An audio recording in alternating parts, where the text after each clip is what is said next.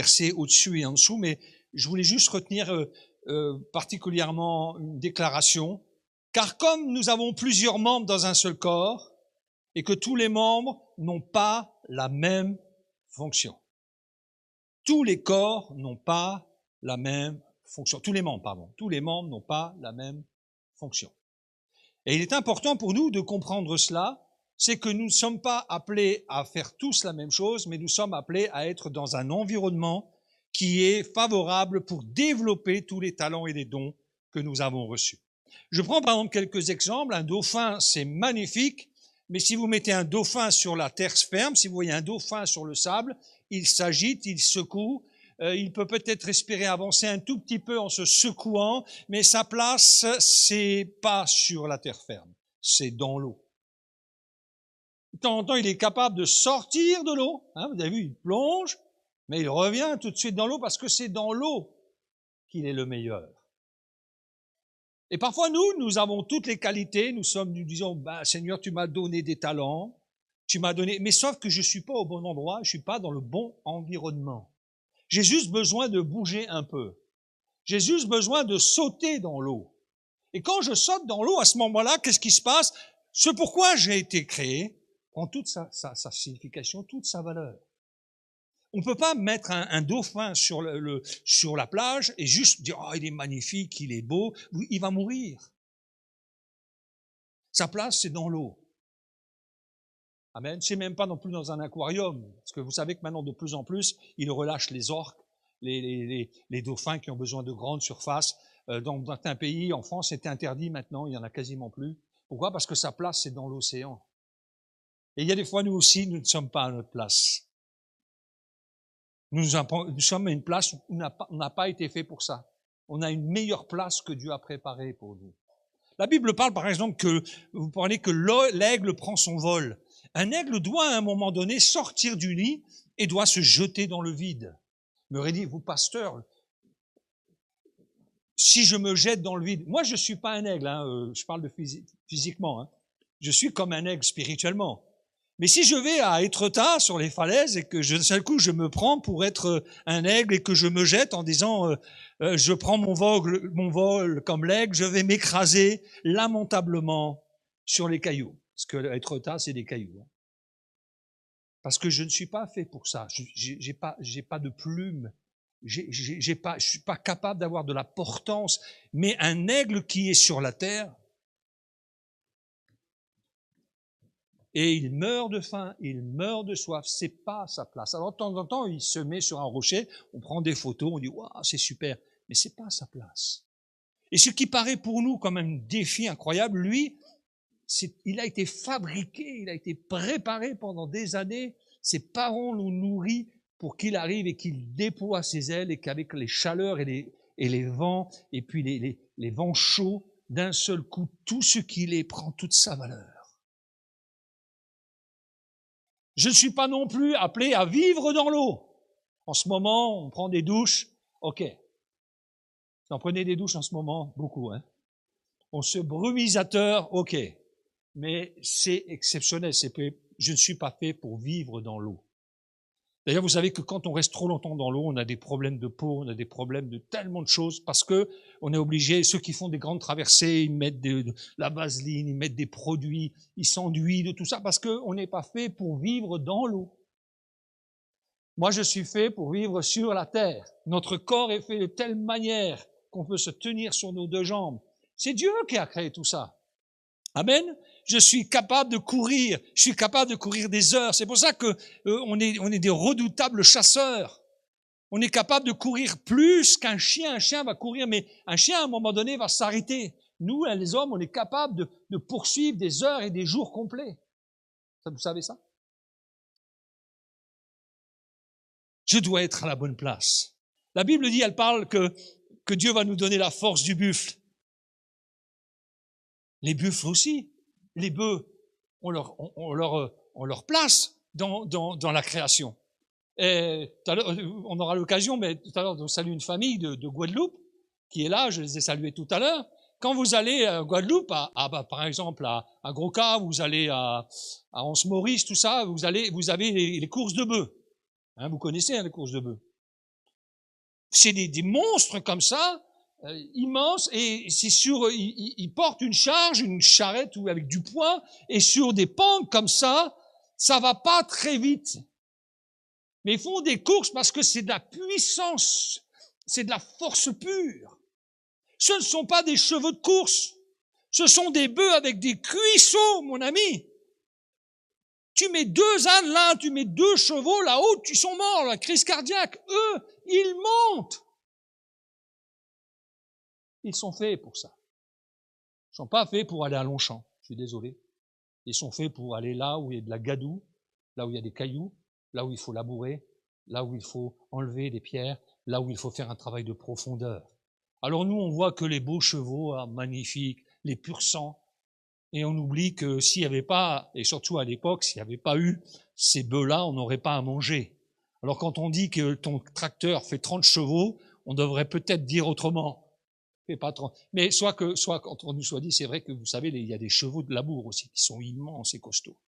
Ce que je veux dire par là, c'est que des fois on admire le squelette, on admire la force des uns et des autres, on dit mais c'est super, il a toutes les capacités, les ceci, les cela, ou on va admirer une création de Dieu, mais le problème c'est qu'il n'est pas à sa place. Mets-le dans la situation où il va donner le meilleur de lui-même, parce qu'il a été créé pour ça. Il a été équipé pour ça. Parfois, il faut juste bouger un petit peu. J'aimerais vous faire un petit parallèle, vous me permettez, c'est l'occasion, je saisis l'occasion, avec l'équipe de France. Là, je sens les hommes et même les femmes. Il y a des femmes hystériques derrière le téléviseur. Ah, mais l'équipe de France, mon ami, c'est toute une alchimie très complexe. Et regardez-moi bien, si je vais prendre un exemple, on pourrait prendre Mbappé, on pourrait prendre Dembélé. Ce sont des avants, ce sont des marqueurs, ce sont des fusées. Mais si vous mettez Mbappé dans une équipe de bras cassés, avec un gardien qui a une passoire et des arrières qui savent pas mettre un pied devant l'autre, tout Mbappé qu'il est, il va s'essouffler, il va prendre des coups, il va rien marquer, il va rien faire, il va se ridiculiser, tout simplement parce que Mbappé tout seul, ça marche pas. On a besoin d'une équipe, on a besoin des gens, et quand tout est là, alors des gens comme lui, des gazelles comme lui, prennent toute leur valeur. Mais les anciens, ou plutôt pas les anciens, les arrières, eux, ils sont aussi heureux de voir leur avant-centre marqué.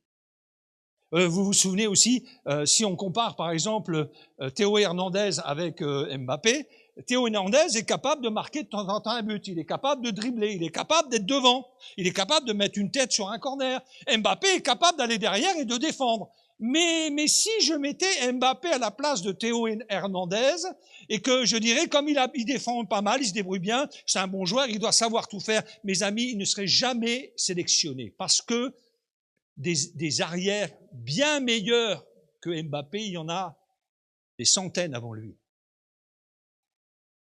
L'art du coaching, l'art du sélectionneur, et c'est le sélectionneur, c'est le Seigneur, hein, c'est pas moi. Hein. Moi, je suis aussi à ses ordres, je suis second, j'essaye aussi, par la grâce de Dieu, de faire que tout le monde soit à sa place, mais pour le sélectionneur, le responsable de l'équipe, c'est de dire, lui, il faut qu'il soit dans ce poste-là, parce que c'est ça, c'est là où il est le meilleur. C'est là où il est le plus efficace. Vous vous souvenez de Thuram, ça je parle aux plus anciens, qui était là en 98. Qui était là en 98 pour fêter la victoire?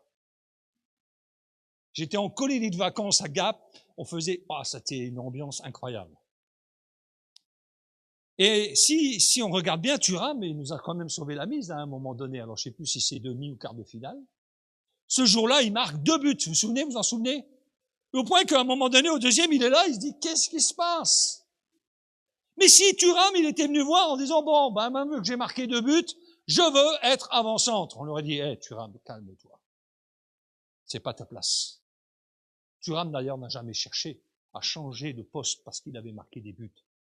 Il savait que sa place était derrière. Vous savez qu'il y a aussi des gens qui n'aiment pas, qui ne voudraient pas la place de Mbappé aussi par rapport aux médias, par rapport à tout ça. Parce qu'on nous fait des différences. On voit les gazelles, les pur sang, eux, ils ont le droit aux photos, tout ça. Mais il y a plein de gens qui n'aiment pas être dans les photos. Ils préfèrent être derrière et dans l'ombre et travailler pour l'équipe. C'est ce que nous devons comprendre. Nous pouvons faire plein de choses. Mais à un moment donné, nous devons être là, dans l'environnement, où nos pleines capacités, où notre appel, ce pourquoi nous sommes appelés, prend tout son sens. Amen. Je peux donner un coup de main ici. S'il y a besoin de faire un coup de ménage, je peux faire un coup de ménage. S'il y a besoin, il n'y a pas de souci. Mais ce que Dieu veut, c'est dire, oui, tu sais bien que tu es ce cœur serviteur.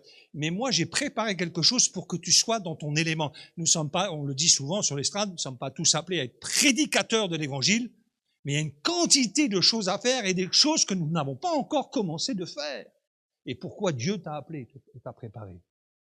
Je suis effaré, je suis impressionné quand j'ai vu dans des églises où j'étais, des personnes qui avaient à cœur de s'occuper des personnes âgées.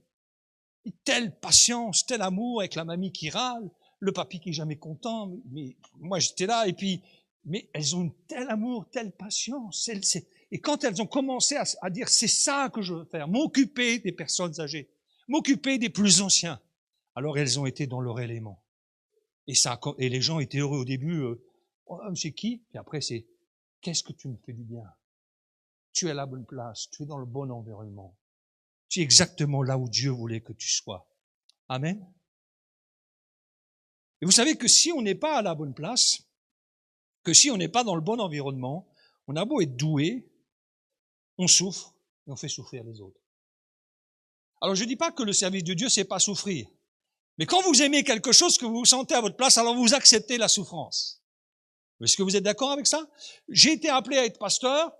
Dieu m'a dit au début, avant même de commencer, alors que j'étais à l'école biblique, tu vas souffrir. Voilà un bon message de Dieu, vous me direz, hein. Mais ça a fait tout le contraire. Je sais que ça allait être difficile. Mais il y avait un appel, un feu dans mon cœur. Depuis que je sers Dieu, j'ai pleuré, j'ai essayé difficile. Mais à aucun moment je ne regrette d'avoir dit oui à Dieu parce que je sens que je suis à ma place. Même si je me trompe, Dieu me relève. Si Dieu m'apprend. Comprenez? Est-ce que vous voudriez prendre la souffrance que j'ai sans l'appel que j'ai? Vous voulez prendre la charge que j'ai sans l'appel que Dieu, sans la préparation que Dieu a fait dans mon cœur? Est-ce que vous pensez que vous en seriez capable?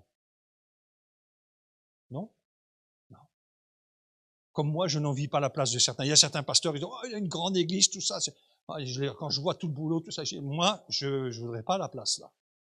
Je suis pas appelé à ça. Ou c'est pas mon appel d'être dans cette église. Je veux juste être là où Dieu veut que je sois. Vous, chacun d'entre vous, c'est exactement la même chose. Amen. Vous savez dans la maternelle, on a des carrés, on a des cubes, des ronds, et puis la première chose qu'on nous apprend quand on est bébé, c'est d'essayer de trouver où ça va. Alors, de temps en temps, le carré dans le carré, de temps en temps, on arrive à mettre le triangle dans le rond, en forçant un peu. La maîtresse, qu'est-ce qu'elle vient, elle dit? Non. J'ai réussi. Non, c'est pas à sa place. Non seulement le truc finit par, pouf, soit partir, soit on n'arrive plus à l'enlever, et en tout cas, ça raye, ça abîme le rond qui était parfaitement fait. On force. Tu n'es pas à la bonne place. Alors, est-ce que pour autant, on va prendre le triangle et on va le jeter? Est-ce que l'évangile, est-ce que l'église, c'est cette place-là n'est pas pour toi, allez, au revoir. Non, c'est de dire, viens, on va essayer de te trouver la bonne place pour que tu puisses vraiment donner le meilleur de toi-même. Vous savez qu'il y a des fois, on essaye plusieurs choses jusqu'à ce qu'on arrive à là où on devait être. Je vous prends un exemple. Alors, je vous prends beaucoup la nature ce matin. Hein. Ça va? Vous me suivez?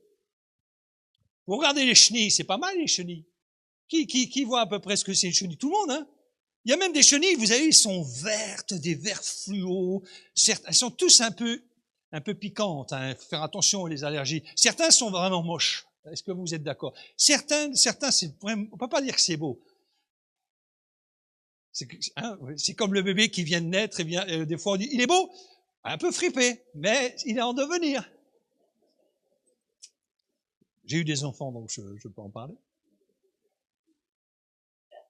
Et la chenille, là, on pourrait dire, elle a mangé, elle est grimpée partout, elle fait comme ça, vous voyez, on sent que, bon, c'est pas terrible, mais elle arrive à manger, elle mange les arbres, alors on aurait pu dire, ça y est, elle meurt, sa vie est finie là, mais une vie d'une chenille ne finit jamais là. On a certains chenilles ou vers, ou c'est plutôt des cocons, on les voit, c'est vraiment pas beau, mais quand elles arrivent là où elles devaient être, et qu'elles déploient leurs ailes, ce sont les plus beaux papillons du monde. Tu n'es pas fait pour grimper sur une branche et manger constamment, tu es fait pour voler. Alors Dieu le sait, il y a un temps de préparation. Et quand tu vas déployer tes ailes, alors là, mes amis, waouh! Certains veulent toujours rester sur la plante, certains ne veulent pas aller plus loin, certains ne veulent pas sauter dans l'eau, ne veulent pas sauter dans le vide, ne veulent même pas sauter dans le feu, alors que c'est un tison que Dieu veut faire de toi, alors que Dieu veut faire de toi une flamme de feu comme il le fait avec ses anges. Simplement, il faut que tu sois à la bonne place. Excuse-moi, il faut que tu bouges de là pour être là où Dieu veut que tu sois et que tu exprimes pleinement ton ministère. Et je ne parle pas toujours de ministère de la parole, parce qu'il y a une quantité de choses qui sont faites dans les évangiles qui nous permettent de comprendre que Dieu a des choses préparées d'avance. Quand Dorcas faisait des vêtements, qu'elle faisait des choses pour la ville où elle était, elle avait un témoignage puissant au point que toute la ville était dans la tristesse de voir cette femme qui faisait des choses incroyables avec ses mains. C'est pas un prédicateur, c'était pas un écrivain, c'était quelqu'un dans le concret, et il faut tout ça. Il y a des gens, en parenthèse, il y a des gens qui ont des plumes, il y a des gens qui sont capables d'écrire. Commence. Je dis aussi une petite parenthèse, certains veulent que tout soit prêt, qu'on leur donne des stylos, qu'on leur donne un titre, qu'on ait une maison d'édition. Commence avec un carnet, commence autour de toi. Vous vous souvenez, c'est pas trop, je dis pas ça pour me mettre en avant, mais pour vous encourager, parce que ce que Dieu fait avec l'un, il peut le faire avec l'autre d'une autre manière. La pensée du jour du top chrétien, vous le savez, Eric est venu en parler. Lorsque j'ai eu pour la première fois en 1980, je prends les années 90, c'était même pas encore les années 2000. Il y avait 7 personnes dans l'église qui avaient un email. Il n'y avait pas encore les réseaux sociaux. J'ai simplement dit, si vous voulez, tous les soirs, je vous envoie une petite pensée. 7 personnes ont levé la main. J'ai eu 7 adresses email. Et pendant des mois et des mois, tous les soirs, j'envoyais ces emails à ces chrétiens avec un petit verset biblique avant de me coucher. Un jour, Éric Sélarié est venu à la maison et il m'a dit, j'étais en train de manger, né pour une réunion campagne pour des jeunes. Et puis, à un moment donné, à la fin du repas, avant de se coucher, j'ai dit, bon, excuse-moi, je vais dans mon bureau, j'ai quelque chose à faire. Il me dit, qu'est-ce que tu vas faire? Il me suit dans mon bureau. J'ai dit, j'ai un petit email à envoyer à 7 personnes pour les encourager. Éric Sélarié, qui est le fondateur du Top Chrétien, m'a dit, mais tu voudrais pas le faire pour, au départ, il me dit, 500 personnes? Je dis, si tu veux. Mais de 500, on est passé à 1000, 10 000, 20 000, 30 000. Aujourd'hui encore, c'est la chose, c'est le service qui marche le mieux. J'étais avec le directeur du Top Chrétien cette semaine. On a mangé ensemble, on a échangé ensemble. Écoutez-moi bien, mes amis. Pourquoi je vous dis ça? Parce qu'aujourd'hui, je m'en occupe plus. Mais parce que le Seigneur, simplement, j'ai pas attendu d'être Top Chrétien. D'ailleurs, je l'ai fait exactement de la même manière. Quand il me disait qu'il y avait des centaines, des milliers de gens, ça ne m'a pas impressionné plus que ça. Je le faisais exactement de la même manière que pour 7 personnes. Vous comprenez? On ne sait jamais. Il faut juste bouger un peu. Il faut juste être là où Dieu veut te. Et si tu attends les honneurs, les titres, si tu attends qu'on du haut de l'estrade, tu commenceras jamais. Commence là où tu es. Fais ce que Dieu a mis sur ton cœur. Est-ce que vous êtes d'accord avec ça? L'œil ne peut pas dire à la main, Corinthiens 12, 21, je n'ai pas besoin de toi, ni la tête dire aux pieds, je n'ai pas besoin de vous. Mais bien plutôt, les membres du corps qui paraissent être les plus faibles sont nécessaires. Les membres du corps qui paraissent être les plus faibles sont nécessaires. Tu es nécessaire. Je suis nécessaire. Nous sommes nécessaires. Nous sommes une équipe. Vous savez, quand l'équipe, et vous imaginez qu'à la finale de la Coupe du Monde, vous me suivez, vous projetez déjà, je pense, en vous regardant. Finale de Coupe du Monde, Dembélé marque un but, Mbappé marque un but, mais à la fin, au coup de flé final, qu'est-ce qu'on va dire? On va dire Mbappé, il a gagné? Qu'est-ce qu'on va dire? Et vous, assis derrière votre siège, en train de manger des chips et boire du Coca-Cola, quand ils perdent, vous direz, ils ont perdu, mais quand ils vont gagner, qu'est-ce qu'on dira? On a gagné. On a gagné. Chacun a sa place. C'est une équipe. Il faut juste que tu trouves le bon emplacement pour être dans le plein potentiel que Dieu a créé pour toi.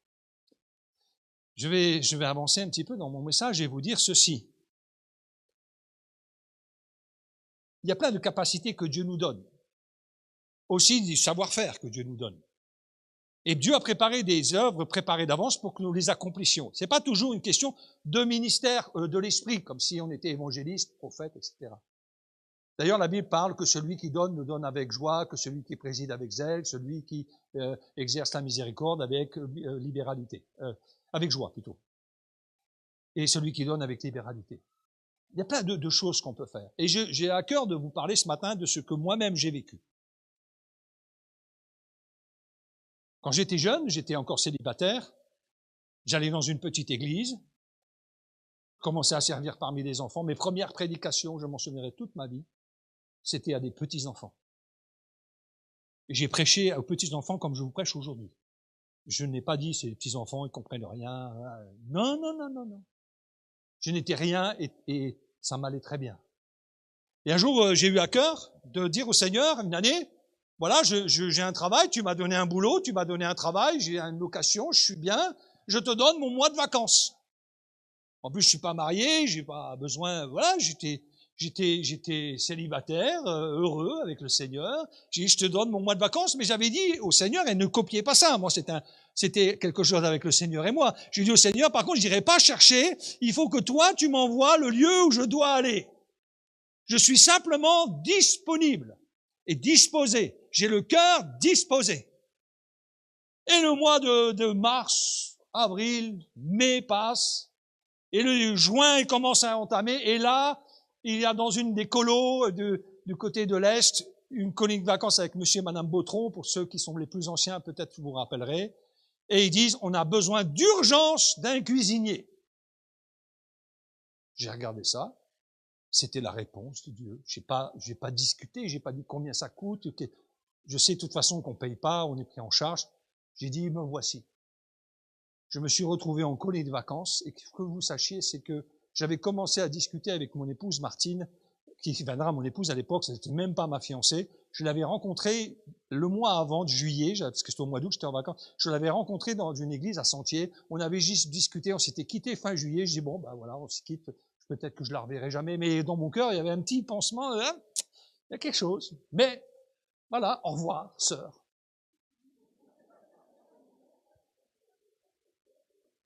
Et ce qui s'est passé, c'est que moi j'ai dit, Seigneur, j'irai à la colo où tu dois aller. Sauf que je ne savais pas que dans cette colo, celle qui s'appelle aujourd'hui Martine, mon épouse, elle était animatrice. Je suis en train de servir en cuisine. D'un seul coup, j'entends une voix, je me retourne, qui c'est? Voilà que je vois Martine à des centaines de kilomètres de là où on s'était vu. Ça, c'est un petit clin d'œil de Dieu. Ensuite, nous sommes mariés. Martine est directrice de colo, elle est capable.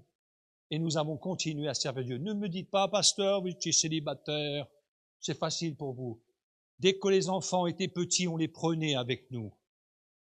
Dès qu'ils étaient petits, ils étaient avec nous dans la colo et ils étaient heureux de faire toutes les sorties. Mon épouse était à l'intendance ou elle était directrice, moi j'étais là en cuisine ou plein d'autres choses parce que j'ai été aussi pasteur après de camp, etc. Nos enfants ne nous ont jamais ni interdit ni empêché de servir Dieu. Je voudrais juste le préciser. On est d'accord avec ça? Et pourquoi je dis ça? Parce que, vous allez voir où j'en viens, c'est que cette semaine, j'en reçois un petit appel sur mon téléphone d'un directeur de colonie de vacances que je ne connais pas. C'est un jeune qui est arrivé. Il me laisse un message, il me dit, non, il sait pas que je suis pasteur. Il dit, monsieur, une sœur de l'église a fait une colo avec vous quand vous étiez cuisinier, il y a pas très très longtemps, il y a quelques années, et il cherchait un cuisinier, donc j'ai donné, elle m'a donné vos coordonnées. Alors, est-ce que vous voudriez me rappeler? Alors, je le rappelle, je me présente. Ah, vous êtes pasteur, vous avez des responsabilités, ça. Je lui dis, écoute, à 61 ans, et puis j'ai donné beaucoup, puis j'ai beaucoup de responsabilités, ça sera difficile pour moi d'être cuisinier. De rester debout pendant des heures, je l'ai fait il n'y a pas très longtemps, mais c'est quand même un investissement. Je pense que maintenant, c'est la place à des plus jeunes. Sachant qu'en colonie de vacances à Gap, quand j'étais cuisinier à Gap, il y avait 500 couverts par service à faire. Pas une petite affaire. Et je parle avec lui, j'échange avec lui, on parle de vision. C'était une super rencontre. Et il me dit, j'ai plein de besoins, pasteur, j'ai plein de besoins. Est-ce que je peux? Je lui dis, envoie-les-moi, s'il te plaît. J'en parlerai à l'église. Et c'est pour ça aussi que la semaine avant, on a Sandrine Sarcassas, Sarcassas, c'est ça? Qui est la directrice de Joseran, qui m'a aussi envoyé un message, on dit, j'ai des besoins. J'ai des besoins. Vous savez que des fois, des colis s'arrêtent parce qu'il manque d'animateurs, et c'est 30 ou 40 enfants qui n'entendront pas l'évangile et qui resteront chez eux. Je voudrais juste vous attirer là-dessus. Et j'aimerais vous lire, si vous le voulez bien, ce qu'ils m'ont envoyé. Vous voulez bien? Vous écoutez encore? Voilà ce qu'ils m'ont écrit, les deux, cette semaine, ou dans les jours, peut-être plus d'une semaine, mais c'est vraiment récent. Salut Bertrand, ça c'est Coteau-Fleury, Clermont-Ferrand. Salut Bertrand, pour le séjour du 12 au 26 juillet, il me manque en urgence 2 animateurs gars, pas besoin qu'ils soient diplômés. 2 animateurs filles, parce qu'on met pas des gars avec des filles, on met des filles avec des filles. Pas besoin qu'elles soient diplômées. J'ai besoin aussi de personnel pour le service de table, pour la lingerie, pour faire passer le message. Peux-tu faire, passer le message dans ton église en urgence, s'il te plaît? C'est fait. Coteau-Fleury, Auvergne, cette semaine, il y a quelques jours, ou avant-hier. Bertrand, pour faire suite à notre échange de ce matin, je te laisse les dates et les besoins sur la période de l'accueil des familles en août. La période s'étale du 27 juillet au 28 août. Ceci en tranche d'une semaine, excepté pour la première qui commence un peu plus tard et la dernière qui finit un peu plus tôt. Les postes à pourvoir sont variés. Animateur pour enfants de 5 à 15 ans, sonorisateur pour 2 réunions par jour, plus enregistrement, service de table, ménage, plonge, intendance, friterie, si vous aimez faire des frites, sanitaire, camping. Merci pour ta collaboration. Dieu vous bénisse en région parisienne. Amen. Je ne sais pas si on s'en rend compte qu'on est une équipe. Ici, il y a une équipe de ménage. Ils ont un cœur gros comme ça. Ils vous aiment. Ils aiment le Seigneur et ils vous aiment. Quand vous entrez dans la salle, eux, ils voient plein de détails que vous ne voyez pas. Quand ils vont aux toilettes, ils voient qu'il y en a un peu partout. S'ils voient que c'est un peu sale, eux, ils disent, wow, on va pas laisser ça comme ça. Certains mettent des gants et mettent les mains dedans pour que vous, quand vous allez aux toilettes, vous puissiez être bien. Et vous savez quoi? Ils sont comme le cuisinier. Moi, j'aimais bien faire à manger pour que les gens soient heureux, pour que les gens soient bien, pour que les enfants puissent sortir de table, le ventre bien rempli, bien équilibré, faire des activités, entendre et écouter la parole de Dieu, car ventre vide n'a pas d'oreille. Parce qu'il y a un cœur comme ça. J'ai fait la dernière colo que j'ai fait il y a 3-4 ans en arrière avec mon épouse, pour une petite colo de 45 ans, c'est la dernière que j'ai faite. Je n'ai jamais prêché aux enfants, je n'étais à aucune réunion, j'étais habillé toute la journée avec des tabliers, avec des machins. Je suis pasteur avec des galons. Pourtant, j'étais là et j'étais heureux. J'ai fait attention que les gamins ne manquent de rien. Vous savez quoi, quand les gamins sont partis, ils ont dit à parents, on s'en souviendra. Et parmi les choses qui est venues devant, c'était tellement bon la nourriture. Mais moi, j'ai mis tout mon cœur pour qu'il soit bien, Il y avait des musulmans dans la colo, parce que c'était des gens qu'on invitait. Donc des fois, ils mangeaient pas quand c'était du cochon. Alors je leur faisais des omelettes aux petits soins. Il y en a qui disaient, c'est les meilleures omelettes au monde que j'ai mangées. Au point que les mamans disaient, mais il est cool, le cuisinier qu'on le rencontre. Frères et sœurs, moi, je ne peux pas faire ça tout le temps. Mais c'est juste pour vous dire que ce que vous pourriez faire, ainsi petit soit-il, pour répondre à un besoin, parce que vous avez des capacités, parce que vous êtes capable de faire ça peut faire la différence. La colo où j'étais à Gap, il y avait des mamies qui étaient à la lingerie. Vous savez ce qu'elles faisaient? Elles prenaient les vêtements des enfants, avec les petits noms inscrits, vous savez, par les parents, là. Et elles priaient pour chaque enfant. Pendant qu'elles pliaient les slips, les chaussettes, elles étaient là ensemble, autour de la table. Je les revois encore, il y avait des mamies qui avaient 70, 80 ans, je lui dis, mais rentrez chez vous. Non. Priez pour les enfants. Les enfants venaient, tout était propre, tout était rangé. Celui qui n'avait pas, on lui trouvait des slips. Et les gamins venaient à la lingerie pour ouvrir leur cœur quand ils avaient un bobo, parce que c'était des mamies. Priez pour eux. Certains sont convertis, sont pasteurs aujourd'hui. Ça, c'est l'œuvre de Dieu. Ça, c'est le corps de Christ. Est-ce que j'espère que susciter quelque chose dans votre cœur. Vous êtes plein de capacités. Mais parfois, vous n'êtes juste pas dans le bon environnement. Bougez, sautez à l'eau, prenez votre envol, commencez quelque chose de nouveau. Commencez quelque chose qui vous correspond. Je termine en disant ceci, Romains 12, 6, nous avons des dons différents, des capacités différentes. C'est capable de faire tellement de choses. On va prier ensemble, si vous voulez bien.